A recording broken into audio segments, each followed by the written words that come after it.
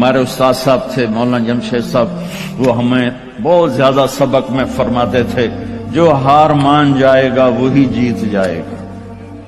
ہار مان جایا گا، جھک جاؤ، جھک جانے۔ میرے نبی نے فرمایا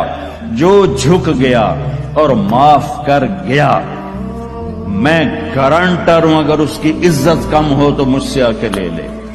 جو معاف کرے گا اللہ اس کی عزت بڑھا دے گا، جو بدلہ لینے پہ آئے گا پورے گھر کو توڑ کے رکھ دے گا۔ یہ چند روزہ زندگی ہے، میرے نبی کی دو سنتیں لے لو، ایک زبان پہ قابو، یہ اس زبان پہ قابو پا لو،